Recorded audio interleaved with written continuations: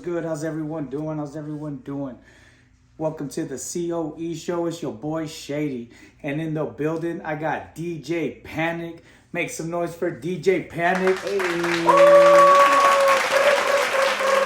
What's good? All right, what's up, DJ PANiiQ? Hey, tell us a little about yourself. Well, shit, man. Like it says on my Insta bio, I'm a dad, husband, DJ, dreamer, in that order. I got 2 boys, 4 years old and 1.5. Both handfuls keep me busy. That's right. I've been married for 11 years, going on 12, I believe, this year. Nice. Yeah, that's a beautiful journey that I've been on, and I wouldn't trade it for anything in the world. I love my wife very much. And a DJ. I've been playing music for a long time. 1999 is actually when I got started. Oh, wow. And yeah, the dreaming part is like, I just like to stay busy and always be thinking of something new. So when I do that, it's always, what am I dreaming about, you know? Yeah. So a lot of daydreaming. Daydreaming, huh? Same. I'm always in my head. Yeah. You know, I'm always thinking of, I'm like, dang, what's the next move? How can I do it? How can I pursue it? And it's like, you know, what can I do to just get past all the obstacles? Yeah, you know? Yeah. And then, you know, it's like a hurdle. We got past that one. What's next? Yep, exactly. What's next?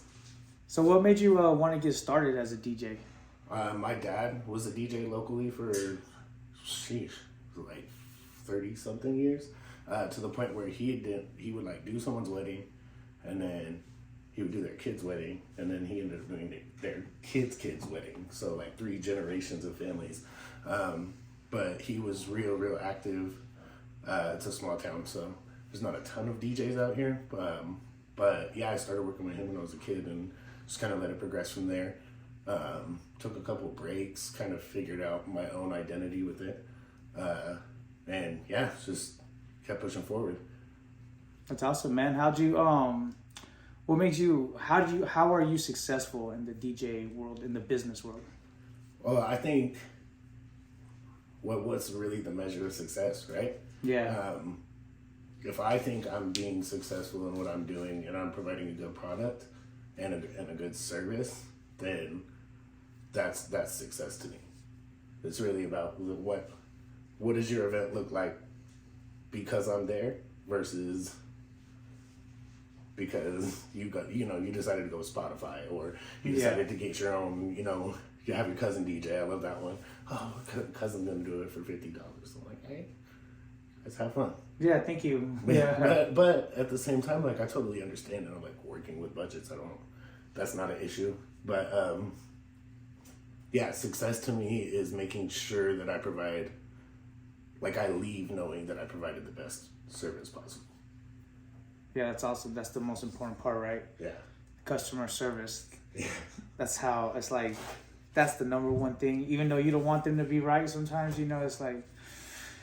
Sometimes you gotta put that pride aside, but sometimes when they're wrong, and you just have to put your foot down. Well, and there's a real thin line you walk as a DJ, right? Like, say you're a club DJ. People that come into the club, they want to hear what you just played last week because this was hot. Yeah, that's what's popping. A lot of DJs just want to push like the new music, new sound. Yeah. It's like, yeah, that's great. And as a DJ, your musical taste should be a few weeks ahead of everybody, right? At least a month, 2 months. You want to know what's going to be hot next month. But there's a reason they don't know about it now. Like, right. As you as a tastemaker, you got to define that and then sprinkle it in, right? We're playing it this week, but we're just dropping it in with the classics.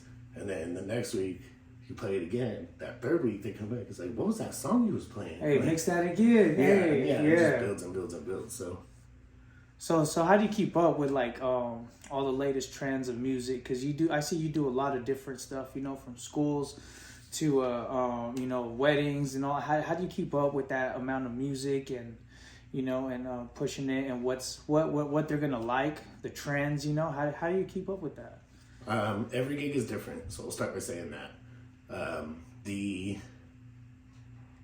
The weekly gigs, it just kind of is staying up like charts. You're going to do the Friday night market every other week at the fairgrounds. I just kind of, pay attention to what's trending on Spotify. I use Record Pool, that also has a chart. sometimes I'll just go and read the charts and just kind of see what's coming up, what's moved, how many places in the last 3 days. That's a huge teller usually. Like there was a Lotto song that just dropped that was like not even on the charts, and then you look and it bumped up like 43 places. I was like, oh, quick, that's gonna be a heater. yeah. So as far as that, I mean, and then like with the weddings, it's a lot of what the bride and groom are requesting, right? I usually will sit down, we'll have a consultation and discuss like, hey, name me 3 of your favorite bands. And from that, I can kind of gather where they're at musically. And then when I get to the gig, it's just reading the crowd to kind of read where everybody else is at musically, and then you try to blend the two, right? So if I see a lot of cowboy hats and cowboy boots, I know that we're dropping Morgan Wallen's going to right off the back, yeah. But say the bride and groom hate country, there's still a way to pull that off tastefully, and it's about timing and how you do it. And I think that's something that through experience I've learned to do without thinking about it. Just play the right song at the right time. At the right time, and you can almost control it, right? So let's say I'm playing at a club here in Ridgecrest, and like I keep getting requests for the same song, and it's because I haven't played it, right? But I know that I haven't played it, and I know, okay, they want to hear this. That might be the last song y'all hear in the night, because I know what it's gonna do, right? Yeah. I know the anticipation that's building within the crowd just to hear it. And then once you have multiple people asking for it, it's like, okay, half this crowd wants to hear this song. We're gonna make them go nuts. Let's end it with a bang. I'm waiting. I'm holding it. Like, but the nice thing about the club events is you can usually get 3 or 4 of those in your tuck by the end of the night, and then dropping a random surprise, like random 80s track. I think in my last mix, I dropped a couple of them in the middle of nowhere, like Kendrick Lamar to Come On Eileen. Like, they loved it. Yeah, well, and it's unexpected, right? Yeah. So especially at the bar, when you have a bunch of different age groups. Yeah, that ICS prom. Shout out to Emmanuel Christian School for sure, because that was a lot of fun, and their song that I held till the end of the night was "Watch Me Whip." So yeah, bro. With crazy, huh? Yeah, bro. It's exciting, huh? Yeah. I love it, bro. I love when you see the happiness on other faces, and just on everyone's face when you see everyone start dancing and all that good stuff, man. I love it. It's the power of music, man, and it's one of the main driving forces behind why I do what I do. How'd you get into music? The DJ was definitely a foot in the door. I was rapping since I was a kid. I was like in random bands as a vocalist. Just I was never good with instruments, right? No guitar, bass. I was an okay percussionist. I did band in middle school. But yeah, I guess it really started with the rap stuff. I was doing like acid style, like ICP. Shout out to Juggalos, whoop whoop. Yeah, hey, shout out to the Juggalos, man. Those are my people, bro. Crazy fan base. I fucks with them tough, bro. They look out for me. I look out for them. Let's just big say family energy for sure. They mad love, bro. Yeah. So started out doing that. Always kind of just did the DJ thing as like side hustle. It was just something I had in my back pocket for whenever I wanted it. Then I was working with some rappers locally at a young age. It's like shout out Mike Sizzle, shout out Ajax. Ajax was one of the first people who ever recorded me. Curfew actually recorded me. My very first time I ever stepped into a studio was at Curfew and Gerald. Oh, dang. Gosh, we were probably like 16, 17, bro. So I was throwback, bro. Getting old. But when I got back into it, I was recording at Ajax's after a session with Marty, and then Kiefer would always record us. We were always just kind of rapping, like, for fun. And then we got to a point where it was like, okay, we got all these songs, but nobody to mix them down, right? They're all just rough edits.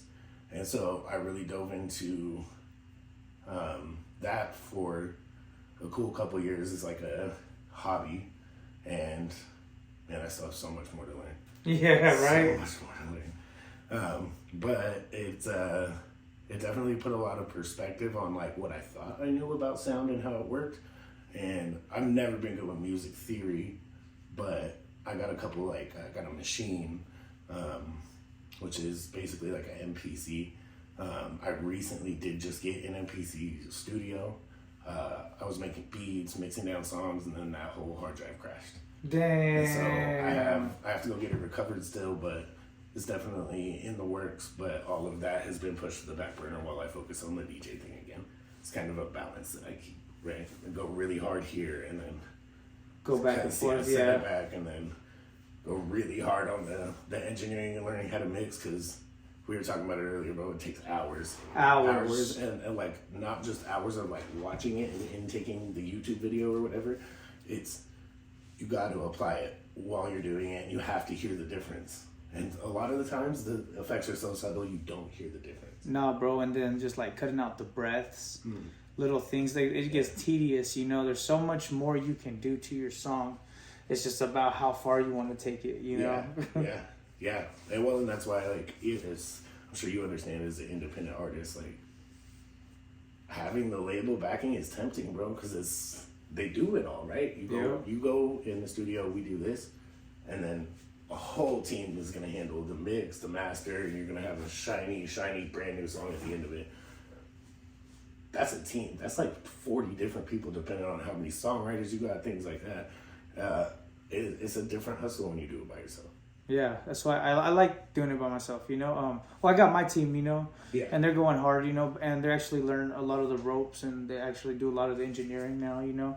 So it's like a big step forward, you know. Shout out to Risky Loke, you know, he does a lot of the engineering, the music, but now I know a lot, you know. Now I sat there, watched them, learn, taught myself. Well, you guys can bounce ideas off of each other. Yeah, great. right away. The team comes up together, which is really the goal. It's just like we were talking about earlier. It's hard to find people, you know. Especially I feel like the DJ scene isn't as popular as it once was. So you kind of see what like. I think it's starting to make a comeback again. I started seeing like a lot of people start getting boards. Yeah. I started seeing like younger DJs come out of nowhere, and they're pretty good. Nice. I'm trying to tap in with anybody. Yeah. Also on Instagram, they just be popping up like on people I may know type of thing, you know, and I'll just start following them. I'm like, this chick, she's like 14, 15, mixing it up at like Laker games, you know. You talking about DJ Livia? Yeah, I think she's so. Bad, she's sick, bro. Oh, yo, shout out to her and her camera. I'm pretty sure her dad's a dope DJ too. Yeah, bro. Yeah. You know what I mean? And it's like there's a way for it, you know. Yeah. It's barely making its way back because it did die for a little bit. And that's the thing. It's like it's a subculture that's never gonna go away, right? Because no matter what, if you can get 100 people in a dark room with a dope sound system, that's it. People want to be there. Yeah, bro. Yeah, it's never gonna fully go away, but I think the population in town plays a big part in it, because it's hard to get a hold of the average like fan of that particular niche, right? That part of the subculture, like. But you know, every once in a while you do meet someone cool. Like I just stumbled across this dude on Facebook who's selling an MPC and selling all this stuff. Turns out he's a drum and bass DJ and like goes to all these shows that I wish I could be at, but I got kids, like, and it's just random things like that make the community like really thrive. But those interactions are far less frequent than I would like them to be. Yeah, that's dope, bro. That's dope. So, just DJing, music, you do more than just weddings and all that. You also do festivals? Yeah, so we have a shout out to my gang, Bass Blown Entertainment. DJ Brute is the head honcho. It's my homie Leo out in Lancaster. He has been grinding with this project since I think like 2017. His first show was at the Dragonfly in Hollywood, and he booked Rusko as like a surprise guest headliner. It's massive, because at the time, I'm pretty sure the next day or maybe the next couple days, Rusko is actually leaving to go to Lightning in a Bottle and play over there, which is a major, transformational festival. Okay. So with Leo and the Baseball Squad, I would just go play whenever they asked. I always booked Leo out here. He always did really good by me out there. I've played a majority of their shows at Anna's. I played his first show back in Lancaster. Man, I wish I could get all these flyers framed, bro. I know, that's dope. They're dope, yeah. But again, he's grinding out this year. He's got it planned out, and we're announcing a Hollywood show. I think not the 31st, probably Monday. Yeah, next Monday on the 1st is when we're really going to start pushing the promo for that. So I can't say too much on that one, but Here Comes the Boom.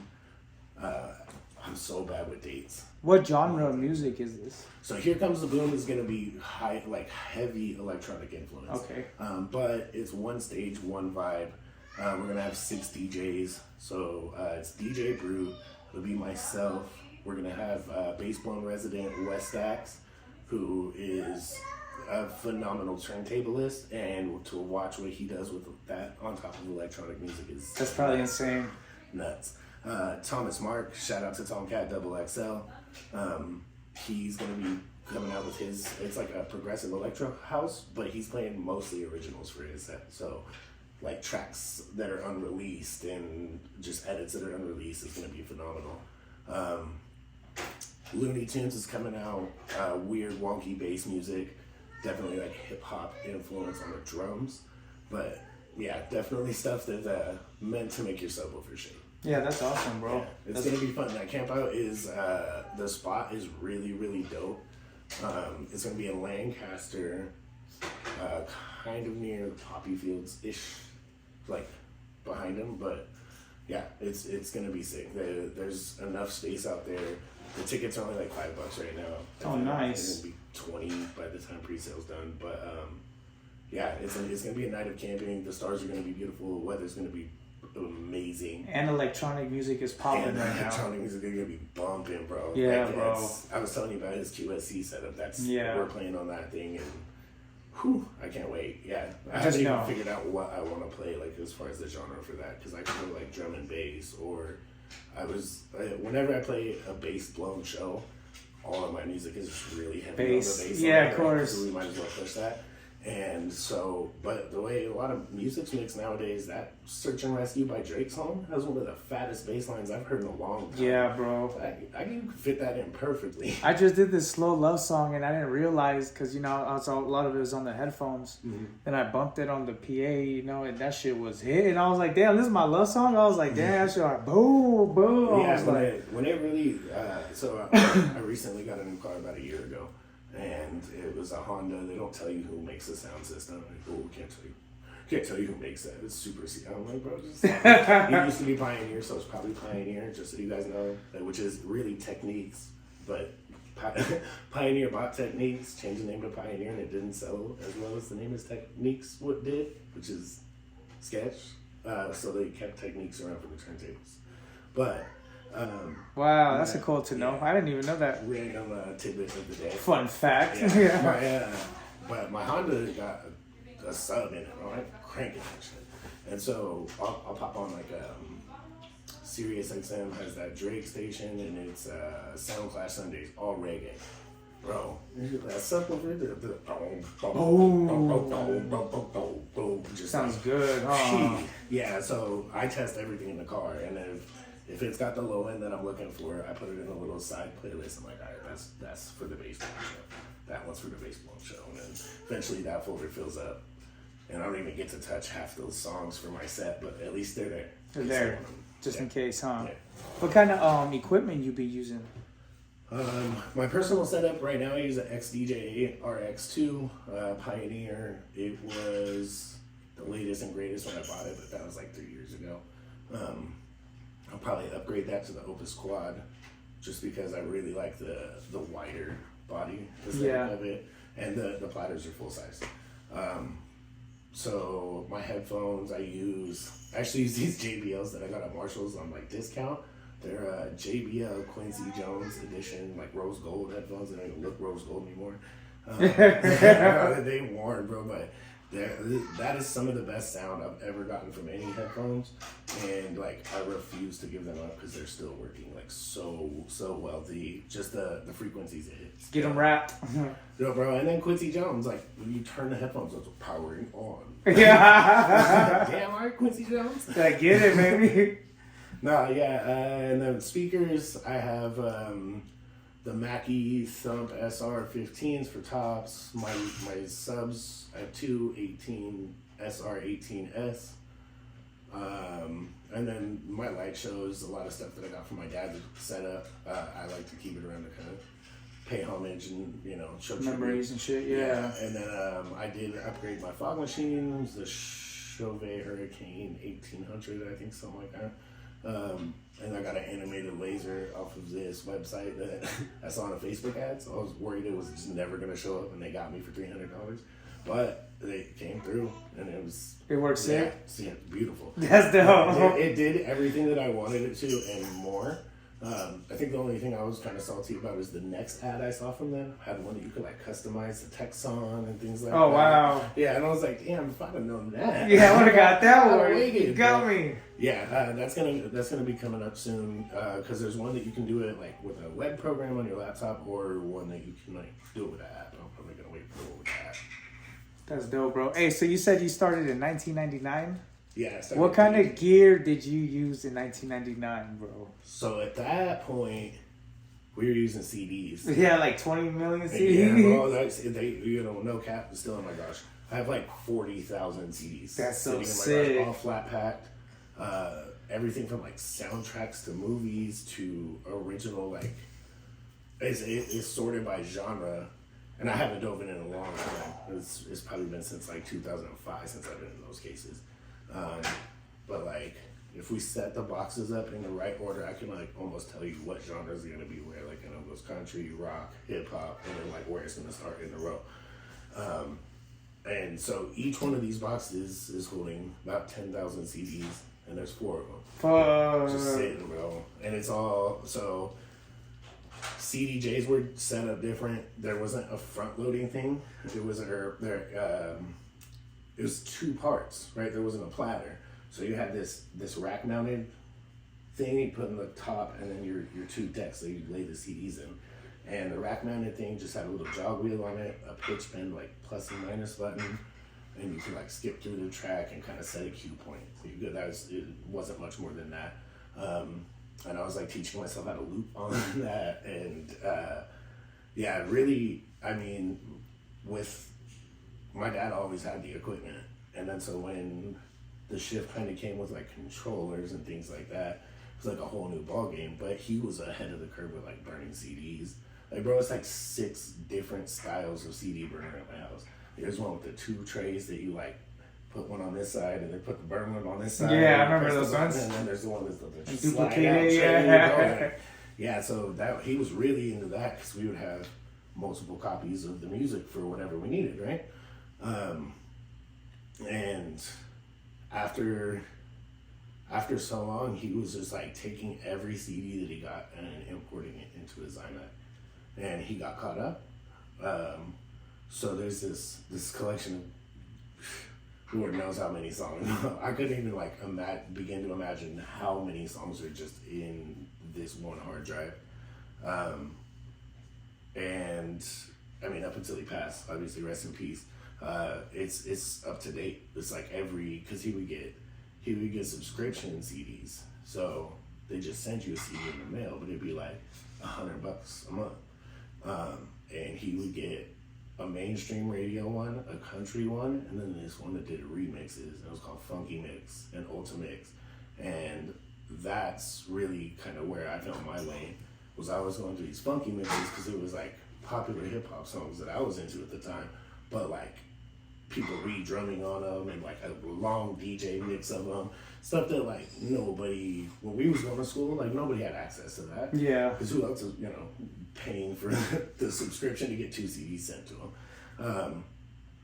So that kind of helped me find like my lane in it. But yeah, the most of the gear when I started was those jog wheel, like you couldn't even really scratch, bro. It was just for moving the song like kind of forward. So if you wanted to go really forward in the song, you turn the wheel and like skip. And then if you wanted to like fine tune it, there's a little spot you could put your finger and like. But that was about it. I did that in Tommy T's when I was like probably like 15. That's sick, bro. They would only let me go to the bathroom in the DJ booth, but I was in there like playing. Like Many Men by 50 Cent through a full ass club. Hell yeah, that's sick, bro. Yeah. That's a fucking cool ass story too, bro. You know, that's really cool. The fucking whole how much work it used to take to get it popping back in the day. Lugging CDs, and then I think about my dad. Like he started with two cassette boom boxes, and like was carrying cassettes and playing those just like back and forth. And then he got a turntable set up.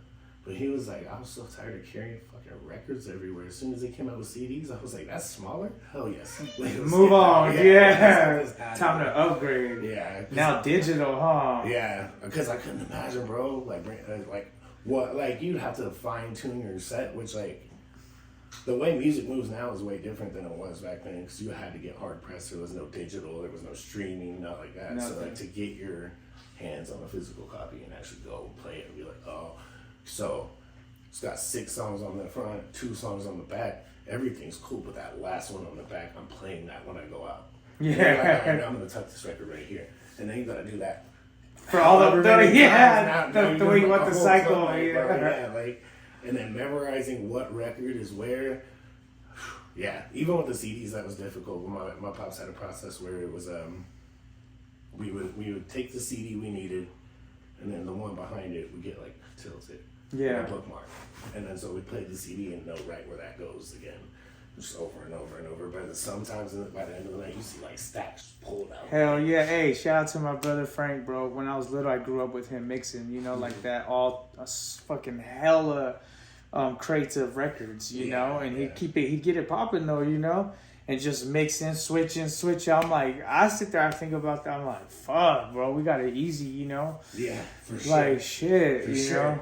And big shout out to Frank, bro. Yeah. It's like his dedication to the craft is I don't want to say underappreciated because that's not the right word. It's unmatched, right? Yeah. Like, you gotta really love this shit to do it, bro. We don't do it for the money. We don't. No, do it bro. like he does it. That's dedication, bro. And he's been doing this since he was a little kid. You know, I remember getting yelled at by him. You know, I'll go get his turntables, you know, and I'll go start scratching. Mm-hmm. He's like, what are you doing? That needle costs this, that, this. You know, I'm like, oh, shit. You know, I didn't know shit. So there's definitely like an area of like a pretentiousness that kind of comes with it when you start out. Especially, bro, your brother's talented, bro. That man's a monster with scratching and turntablism. Yes. Like, yeah, it's impressive. I keep telling him and Westax, like, y'all need to be on TikTok with the fingers, bro. That's what I told him. I tell him he started, but then he stopped. But hopefully, you know, with this Rich Gaming and all that he got going on, shout out to Rich Gaming. They can get maybe he'll start implementing that. Yeah. If not, I'm gonna get him on my show. You know what I mean? To come mix it up. Bro, I would tap in 100%. You would get my view on every single video if you show me that your crab walk technique. I promise. You and Wes, bro. That's just sick, huh? Their fingers. Yeah, well, because that's the next thing for me. I've never been the greatest at scratching, right? Like the term DJ is so widely used. I consider myself a selector. Like I know what song to pick at the time, right? That's where my greatest talent lies. I'm okay at transitioning. Beat matching is kind of the basic part of it. But that's how you get your own feel, right? You start playing with different effects, and then that's kind of what makes you unique. So I use this. I overuse a dub effect echo. If you talk to any of my DJ friends, about how the way it sounds. But that's your style, and it's just there. Like it's one of the easiest ways that I've found to transition that doesn't sound like an ultimate train wreck. Like and there's ways to make it sound like that. We just you learn, you do it, and you're like, okay, well next time pull the high down a little bit, and you kind of get a little bit better. Get it, slow it down, this, that, Yeah, but my turntablism has never been anything great. I kind of sneak and get away with it if I do it right and put an echo on it because the echo will stay on time. Yeah. It's not all, I want to get good at it, bro. I had a dream that my brother was teaching me Yeah. And I got good at it in my dream, It's you a know? sign, bro. And I was like, that's why I slowly been like creeping into it because it's like plus I want to put in my music.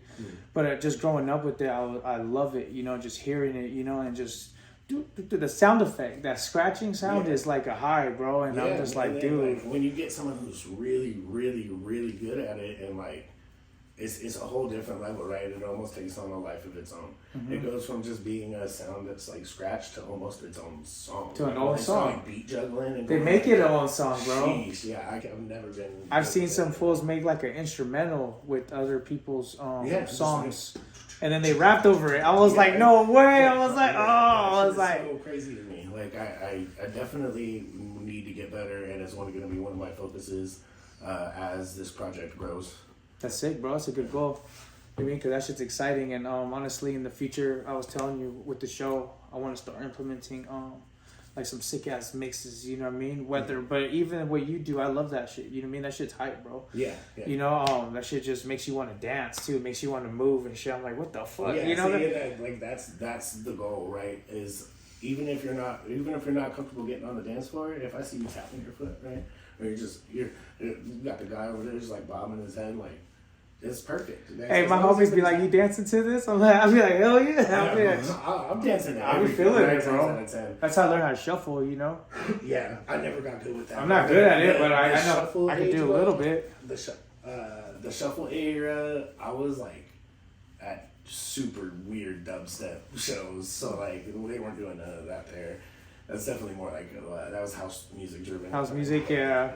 Now it's everywhere. Yeah, sheesh, yeah. Kudos to anybody who can shuffle. I think I was just too big at the time. Yeah. I'm probably getting away with it now, but what do you? I'm not gonna. I got bad ankles. Even though he gives me a headache, shout out to Bernie. That fool can shuffle fucking good as fuck. You know. I don't know who that is. Bernard. I don't know. Shout out to Bernardo. Yeah, he can fucking shuffle sick as fuck. Yeah, that I could say. But hey, so you got anything to tell any DJs coming up? You know, anyone in the DJ business? Any recommendations? Any advice? Stick with it, no matter what. That's really the biggest thing I feel like you can say to anybody. And I know it's kind of a generic answer, but they need to hear it 1,000,000 times. Bro, you're gonna want to quit. You're gonna want to quit. Like and you gotta work past that. And life is not easy. So then when you have life on top of that. There are times where I'm demotivated. There was a period of time after my pops passed away where I wasn't like giving my best performance. I wasn't really being like present in the moment. So I was too in my head. So I'm really just trying to like change that and work on that. And it's weird. I'm still uncomfortable on the microphone. Even though, like, I just don't like the way my voice sounds. And everybody's like, oh, you do so good. Sounds like, sexy, fuck I sound like timid as hell when I'm like, ladies and gentlemen. Yeah, I was saying, you could be a radio. Hey, what's going on tonight? You know? Yeah, well, and, like, I got really good mic skills when I was a kid from my dad, like, keeping distance and how you should speak with your diaphragm and things like that. But for some reason, like, there was a 3-year stretch, and I'm so sorry to anybody's, like, wedding I performed where I was just like, I don't know if I didn't have it like EQ'd right, but I would talk and there would be like no bass in my voice, and which is weird because my voice is deep, yeah. And then so I turn it up and just go, yeah. Oh my god! And I'm sure I sounded just awkward. So shout out to y'all for bearing with me on that. Yeah. It was I could feel that anyway. That shit is stressful. Yeah. Hey, we need you to announce. I'm like, oh, what? That's in the package too, huh? Damn. Yeah. That's why I added to the package, but it's a little bit extra if you want a microphone, bro. It's stressful. Yeah. And there's just a very weird kind of awkwardness that comes in the like 10 seconds before you start saying something, right? Because they're like, hey, we need you to announce dinner. I'm like, all right, cool. And you get on the mic, and then you're like, and there's that, it's just like builds, but in such a short amount of time that once you start talking, it's kind of like, okay, how did that crowd react with that first word, right? And we're just moving real fast. And then you're like, oh shit, I didn't get their attention. Damn, that's right. Ladies and gentlemen, it's like, yeah, you gotta do the awkward shit, right? You gotta get through those stages because it's earning your stripes. So that ties back to, you know, what I tell the younger DJs is you got to do the shit. You're not going to be great all the time. Hell no. You're not, because you're not perfect, right? We're human. So that's something that I had to teach myself. Was a super long road. And then, yeah, you have to fail. You have to fail. But if you, that is part of the journey, right? But let it be a lesson, right? Well, there's a lesson in everything, sure. There should be, at least. If you're not, if you're not learning a new lesson daily, you're kind of like looking back on your past and cringing a little bit. You're not growing, bro. Like, right. And so, it's definitely something that I have not always won the battle with, because I've quit DJing for years at a time, or I've taken really limited gigs, but I still got up. I still kept going. I was still willing to reinvest in myself, even at some of my lowest points. And look at you now, though. Getting better. Getting a fucking big step in there, man. Kicking some ass. That shit's inspiring, bro. I watch you. I've been watching, bro, and that shit's cool, bro. That's really, bro. Kudos to Katie. I was in a really dark place with my depression. I was drinking like daily, and then that went into some crazier behavior that. I'm not gonna, myself, but, she really was just like, oh, you gotta, like, this ain't right. But I've been a part of the nightlife and entertainment industry since I was 15. Yes. And there's a lot that comes with that. Yes, there is. It's a lot of substance abuse, it's a lot of alcoholism, and then when you see it at such a young age, it looks great. It's fun as fuck. Hell yeah, I already know, bro. And so to get myself out of that mind state was definitely a challenge, but the patience that she's had with me to get me where I am is really the big motivating factor.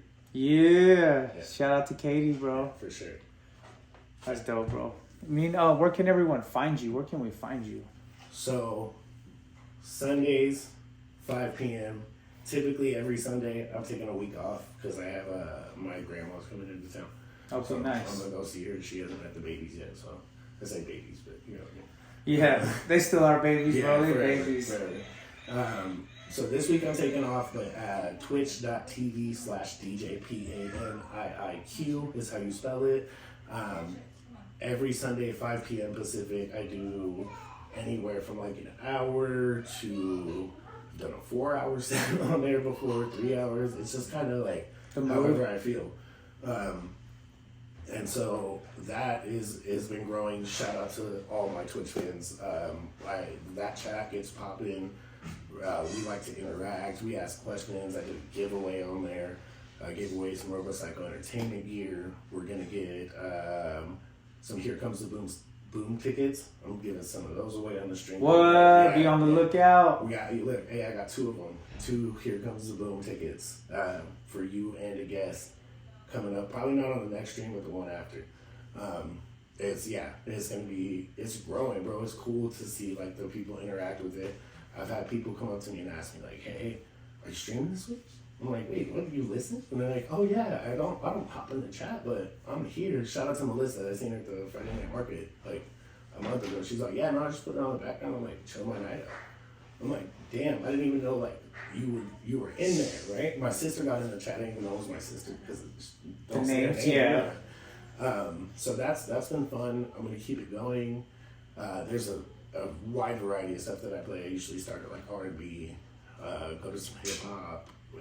Dance music, kind of drift from dance to bass, and then started all back over based on BPM. But there's always the random like emo song that'll get thrown in there, country song, or like just like. Gotta mix it up, keep it different, yeah, bro. Like, I want at some point in my mix, I want you to go like what? Or like what am I? You might go what the fuck, but that's my jam, you know, like. So there's this song that made it into my last mix because I didn't realize that it's a song called Roaches, right? And I thought it was Maxo Cream Roaches. It is not. It's some cover of Sick of All These Rumors. Sick of All These Roaches. Bro, Bro, and it's like a whole parody song But I played it and I couldn't take it back. It's right there. I just had to rock with it. But I was dying listening back on my set on Mixcloud because I finally posted one. They take forever to track list, bro. You gotta go find the timestamp and then put the artist info in. And I wish PANiiQ would have translated a little bit better with that website. But yeah, it took me. It was a 3-hour mix, and it took me about 3 hours to get the timestamps down. Damn. So, but you should go listen to that. I'm on Mixcloud. I'm on almost every social that you can think of, and I'll probably be on the one that I'm not on soon enough. The way this should keep moving. Everything you can find me on at DJ PANiiQ. That's Insta, Snap, TikTok, Facebook. If you need to email me, it's djpanic@gmail.com. We're going to put up a QR code, I believe. Yeah, we're putting a QR code at the end. QR code comes up is dope because you can request a song, you can book me, and you can tip me. So if I'm in the middle of my stream, just pop that QR code on. Follow that link. Just drop a request in. Even if we're not at a show, right? Send your request in, bro. I love hearing new music. Like, music is such a big part of my life that, like, I love sharing it with people, and I love when people share it with me because it puts me on to the like way your brain thinks by you sending me this song. You know what I mean? Like, yeah. Like we were talking about, like the boom bap shit. The fact that you can appreciate that in like its essence and its culture just kind of tells me where your head is musically. Right? Yeah. So that is a really cool part because that's what helps me read the crowd when I do go play. Right. So like I have Friday Night Market will be tomorrow at Sage Hall, or Joshua Hall. I don't know halls. Fairgrounds, right? If you're interested. And shout out to the Headstrong Heifer Company because she hooked me up with the Black Velvet Bakery, and those are the girls that run it. And I walked by and I was like, hey, I walked by the Headstrong Heifer Company owner, I believe her name's Cheyenne. Terrible names, but I'm sure. So I said, hey, I got a request. Was it you? It's a Morgan Wallen song. And she's like, oh, no, that's not me. And she was like, my request would be like Rob Zombie. And I was like, cool, bet. Noted. Because now this week, guess what? Got like 4 Rob Zombies. Wow. In the tub, ready to go. Just because I know she's going to appreciate it. It's going to make her night better. And then the energy she's going to give off while she's trying to gain business is going to be positive, It's right? going to be high. Yeah. Yeah. So that's the way my ADHD brain works. That's awesome, bro. Yeah. Observing. Yeah. Yeah. And like it's like observing with empathy, I guess. Yeah, that's, I'm trying to not only see from your perspective, but understand your perspective. Yeah, bro. And then that makes them feel good. Then they're like, man, he played what I wanted to hear. Yeah. You know what I'm saying? And then it just, it makes that comfort. Gives that comfort. The first one I played was, I think it was actually my birthday this year, was St. Patrick's Day, or right around there. And so, of course, you get the ship me out to Boston request. And I had this lady come in and was like, hey, can you play this song? Some song from like an opera, like an Irish opera or something. And I'd never heard of it. So I found a way to play it off Spotify just because it was there. I don't typically, I'll take requests. I don't mind it. I don't like digging for hey, can you play my song next? Probably not. It's stressful. I'll play it, but I can't play it next. You gotta give me time to find it. I might even have to download it. It could not even be the right. You're really asking to interrupt what I've got. Sometimes they ask for some rare ass shit. You're like, bro, what? I did have a client one time for a wedding. She wanted me to play an Avenged Sevenfold song, but an acoustic version. Yeah. They never recorded an acoustic version of that song. And I was just like... You're like, yes, I'm singing it, and I just kidding. I was just like, so what I ended up doing, and I really actually felt bad, and ended up kind of doing me dirty in the end, is I found a band cover it acoustic on YouTube, and I just made sure it was a similar link, but I verified it with her. She said, yeah, that's cool, that's the one. And I was like, all right, bet. Downloaded it, the YouTube rip didn't work, and it was supposed to be one of the songs they were walking down the aisle too. Oh. Yeah, and so again, to those young DJs, bro, if you really want to stick with it, you're not perfect. You're gonna make the mistakes. All you can do is your best and keep pushing. They already know that they have a free party from me anytime they ask from like the moment that mistake happened on. Like, so that's the best I can do. That's right, baby. That's what's up, man. Thank you for coming out tonight, bro. Yes, it's a fucking honor to have you here. Hey, bro. This is a great episode, bro. We fucking killed it. You know, you did amazing. You speak very well. Great. Thank you. Can't wait to do episode 2. But we also got a cool little video of him mixing it up, you know, at the end. So stay tuned for that. And thank you to our main sponsor. It's a boat thing. That's my wife's business. She's number one. She makes sure that everything's happening, you know. She's my backup and all this. And shout out to Chris Ortiz Entertainment, you know, because without that, it wouldn't be possible. And shout out to the C.O.E show, baby. Let's get it. Have a great day.